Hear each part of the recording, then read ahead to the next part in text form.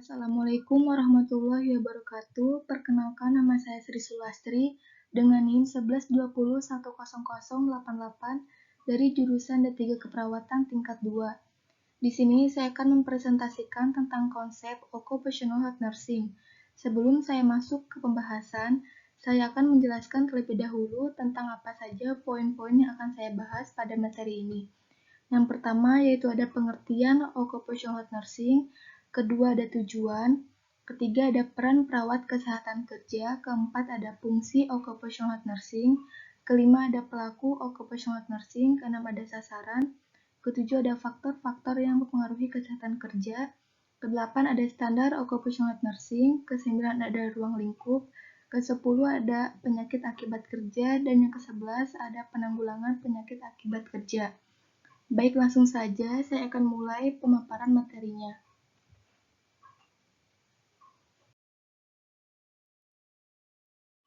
Di sini ada pengertian Occupational Health Nursing.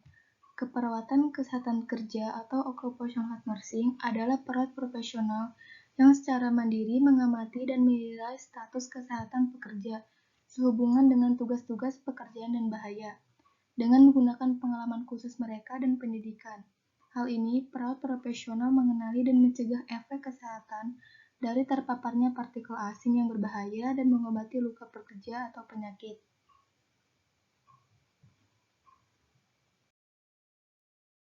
Selanjutnya ada tujuan Occupational Health Nursing. Terdapat dua tujuan, yang pertama ada tujuan umum dan yang kedua ada tujuan khusus. Di dalam tujuan umum ini yaitu menciptakan tenaga kerja yang sehat dan produktif. Sedangkan pada tujuan khusus ini, yang pertama yaitu pencegahan dan penyakit-penyakit serta kecelakaan-kecelakaan akibat kerja, kedua pemeliharaan dan peningkatan kesehatan dan gizi tenaga kerja, ketiga perawatan dan mempertinggi efisiensi serta produktivitas tenaga kerja, dan yang keempat meningkatkan derajat kesehatan pekerja melalui 3 tingkat pencegahan, baik primer, sekunder, dan tersier. Kemudian selanjutnya ada peran perawat kesehatan kerja. Terdapat 8 peran, yaitu yang pertama pemberi pelayanan kesehatan, kedua penemu khusus, ketiga pendidik kesehatan, keempat perawat pendidik, kelima pemberi layanan konseling, keenam manajemen kasus, ketujuh konsultan, dan yang kedelapan peneliti. Di sini juga ada fungsi dari Occupational Health Nursing. Yang pertama, melakukan supervisi terhadap kesehatan pekerja, kedua, melakukan survei terhadap lingkungan kerja, ketiga, mencegah terjadinya kecelakaan kerja, keempat, mencegah terjadinya penyakit akibat kerja, kelima, penata laksanaan penyakit baik yang berhubungan maupun yang tidak berhubungan dengan pekerjaan, kecelakaan di tempat kerja, serta pelayanan kesehatan dasar. Keenam, mengatur dan mengkoordinasi upaya pertolongan pertama di tempat kerja.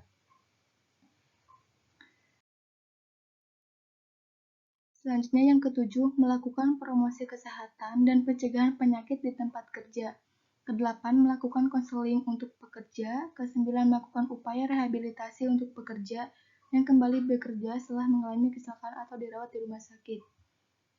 Kemudian yang ke-10, melakukan pencatatan dan pelaporan kesehatan kerja. Ke-11, melakukan penatalaksanaan terhadap manajemen pelayanan kesehatan kerja, termasuk menetapkan perencanaan, pengembangan kebijakan, pendanaan, staffing, dan melakukan tugas administrasi di unit kesehatan atau klinik kesehatan yang tersedia, serta terakhir melakukan riset keperawatan kesehatan kerja.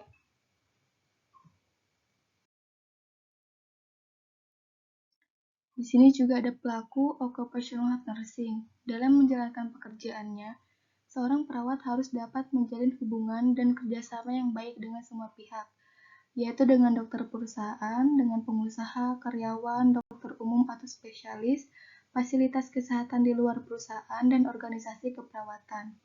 Terdapat 10 pekerjaan yang berperan dalam OHN, yaitu ada dokter, manajer kasus, koordinator, manajer perawat, direktur perusahaan, spesialis promosi kesehatan, pendidik, konsultan, dan peneliti. Kemudian di sini juga ada sasaran Occupational Health Nursing.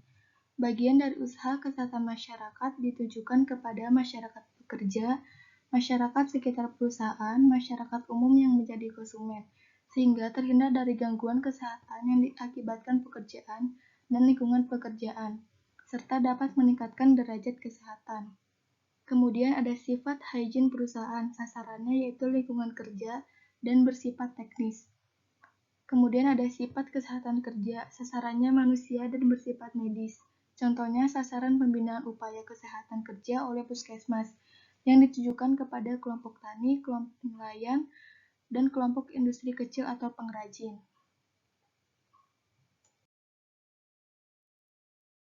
Di sini juga ada faktor-faktor yang mempengaruhi kesehatan pekerja. Yang pertama itu ada pekerja atau host, merupakan host pada populasi pekerja. Host ini memiliki karakteristik yang berhubungan dengan meningkatnya risiko untuk terpapar health hazards di tempat kerja.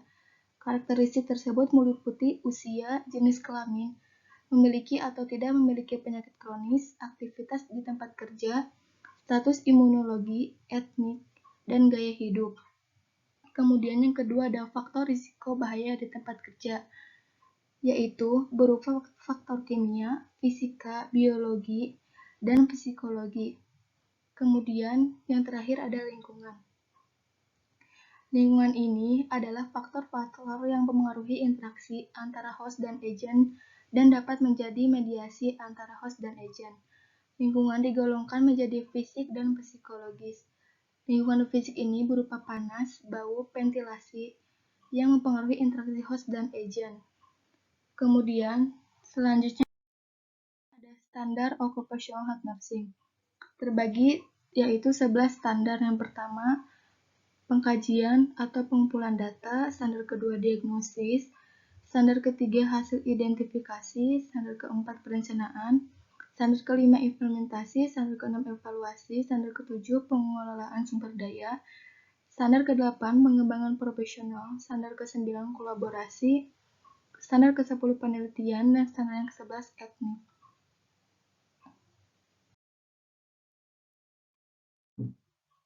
Selanjutnya ada ruang lingkup occupational health nursing. AOHN mendefinisikan 7 fungsi tertentu yang terlibat dalam praktek keperawatan kesehatan kerja. Fungsi-fungsi ini memandu praktek lingkup dari OHN dan berfungsi sebagai dasar dari praktek. Penilaian kesehatan, manajemen kasus, promosi kesehatan dan pendidikan kesehatan, konseling dan krisis intervensi, kesehatan dan pengawasan bahaya, pencegahan cedera dan kehilangan kontrol, serta kerja terkait cedera dan penyakit manajemen.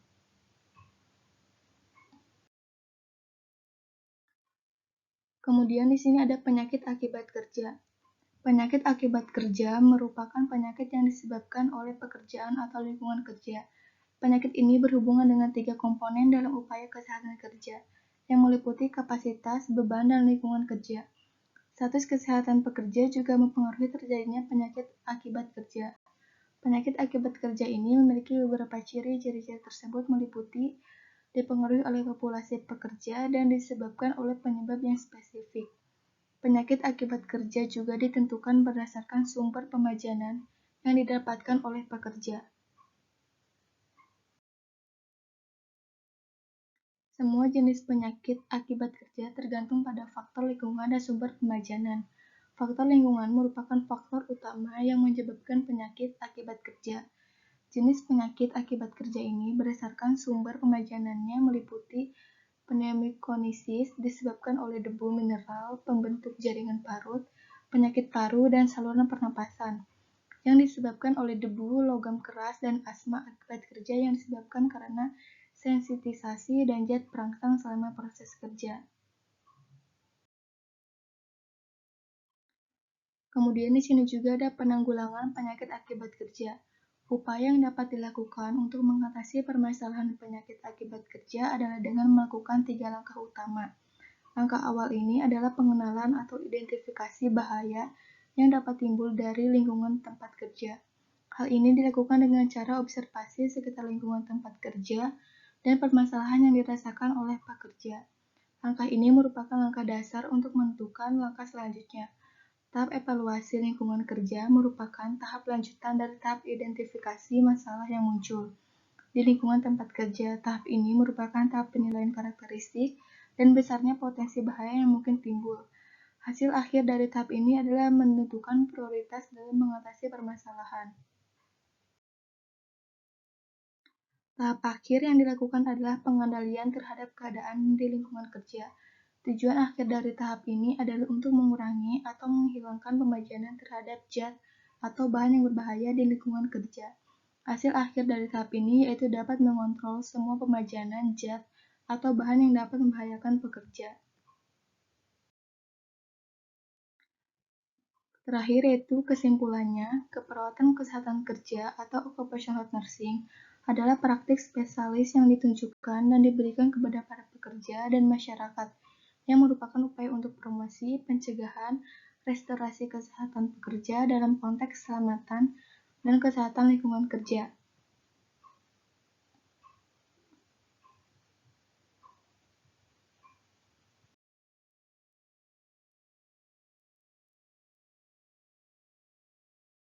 Sekian pemaparan materi dari saya, kurang lebihnya mohon maaf. Wabillahi taufiq wal hidayah. Wassalamualaikum warahmatullahi wabarakatuh.